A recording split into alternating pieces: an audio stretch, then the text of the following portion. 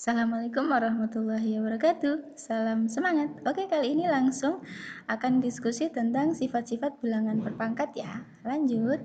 Nah, nanti akan menginvestigasi atau menemukan sifat-sifat yang ada di dalam bilangan pangkat itu sendiri. Nah, langsung saja untuk menuju ke sifat 1. Nah, perhatikan soal yang nomor 1 dan 2 ini.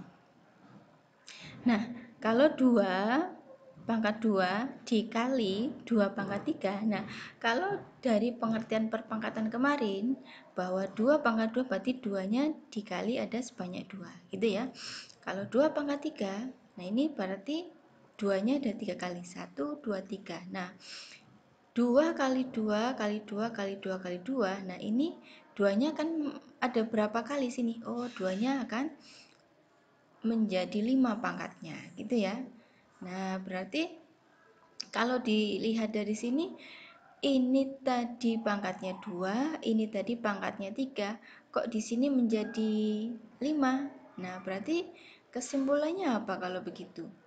Nah, berarti pangkatnya yang pertama dengan pangkatnya yang kedua ini adalah dijumlah, gitu ya.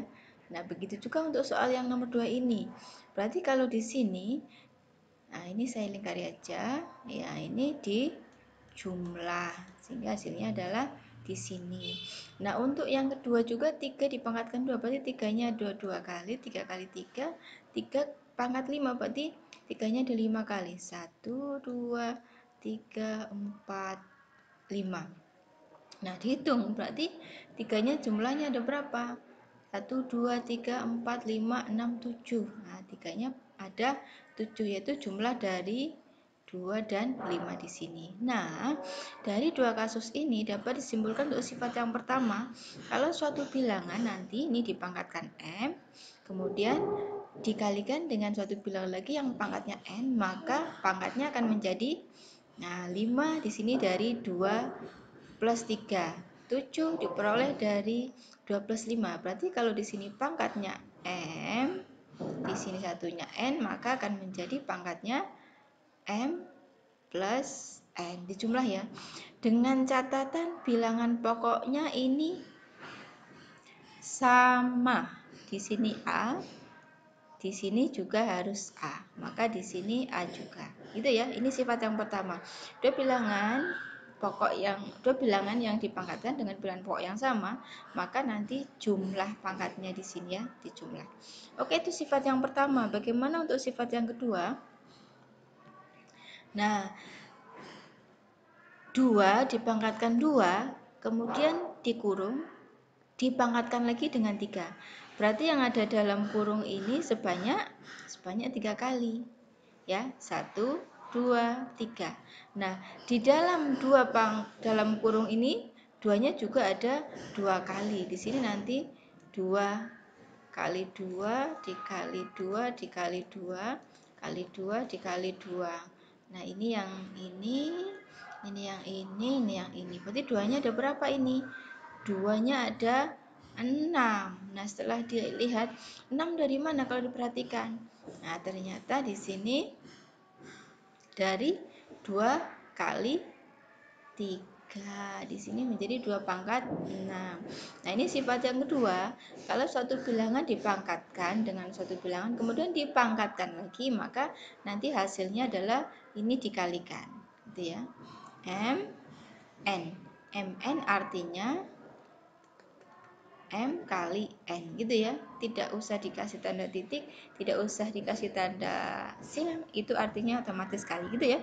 Next, sifat yang ketiga dan keempat. Nah, perhatikan yang di sini, yang dipangkatkan di dalam kurung adalah 2 dikali 5.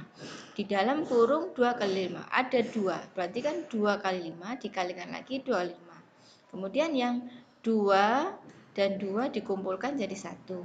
5-nya juga dikumpulkan jadi 1.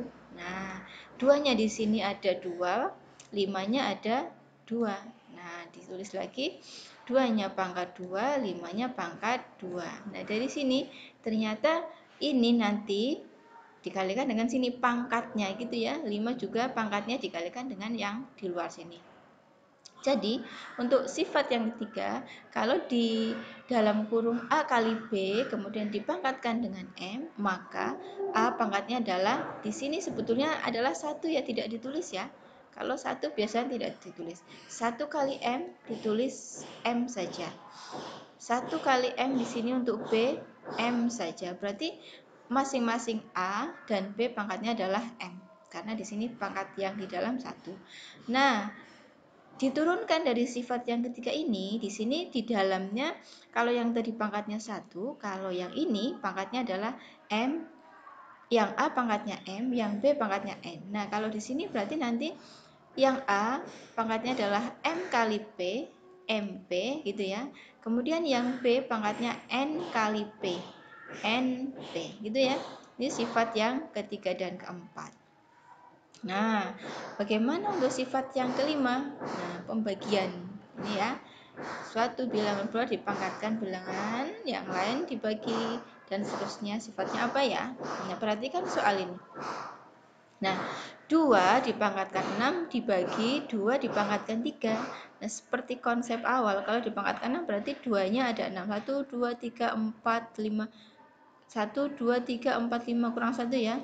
Kali, nah, kali 2. Kemudian di sini 2 pangkat 3. 2, 2. Nah, tanda bagi seperti ini nanti bisa dinyatakan menjadi per seperti ini ya. Saya tuliskan seperti ini dulu biar lebih mudah untuk menyederhanakan. Nah, lanjut. Ternyata di sini kan bisa diceling gitu ya. Ini 2-nya ada 3, diceling di bawah ini juga ada 3. Nah, masih 2-nya ada 1, 2, 3. Ini 2-nya ternyata pangkat 3. Nah, kalau dilihat 2 pangkat 3-nya ini dihubungkan dengan pangkat awalnya ini dari mana ya? Oh, ternyata adalah ini 3 diperoleh dari 6 dikurangi 3. Nah, 6 dikurangi 3. Jadi pangkat yang atas di sini dikurangi pangkat yang bawah. Tapi ingat, bilangan pokoknya harus sama. Nah, coba kalau yang ini lagi. 3-nya yang di atas sini ada 3 ya. 1, 2, 3. Yang di bawah ada 2, 1, 2 diceling. Ada 2 di ada 2 di bawah diceling dengan 2 yang di atas. Kan 3 bagi 3 1. 3 bagi 3 1 alias 3 ini di sini masih pangkat 1. Satunya dari mana tadi? 3 dikurangi 2 gitu ya. Jadi secara umum kalau di sini A pangkat M dibagi A pangkat N ketemunya A pangkatnya A dikurangi A yang di atas ini ya, kurangi A yang di bawah pangkatnya gitu. Pangkatnya dikurangi. Tapi dengan catatan bilangan pokoknya harus sama. Ini sifat yang kelima.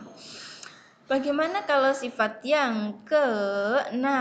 Nah, diperhatikan. Nah, seperti tadi, kalau ini di dalam kurung ada dipangkatkan 3. Nah, saya tulis menjadi bentuk seperti ini pernya. 6 per 5-nya berarti ada 3 ya. 1, 2, 3.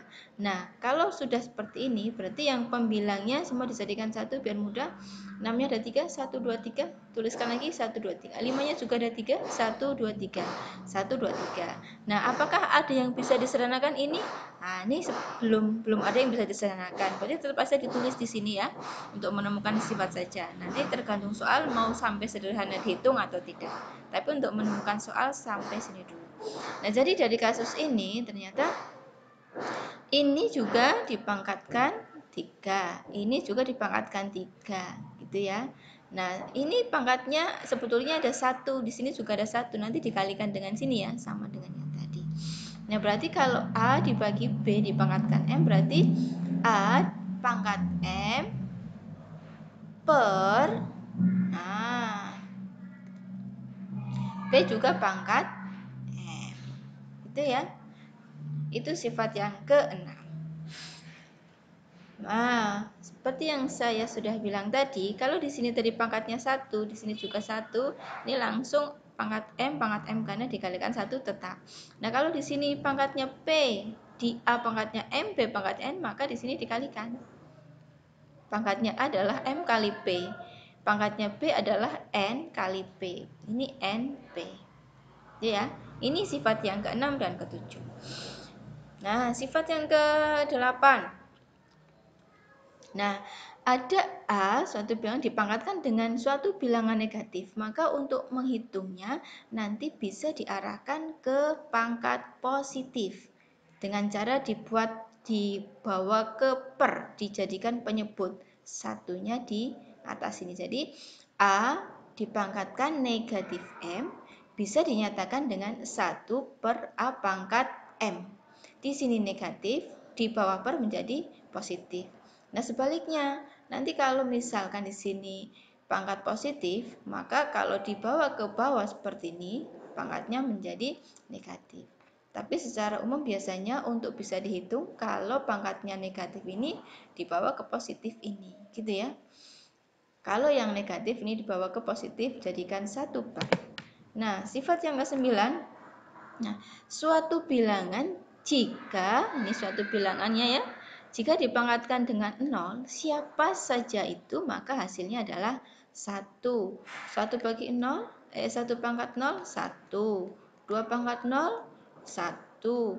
1000 pangkat 0, 1. Negatif 10 pangkat 0, 1. Dan seterusnya. Semua bilangan jika dipangkatkan 0 adalah 1. Nah, kemudian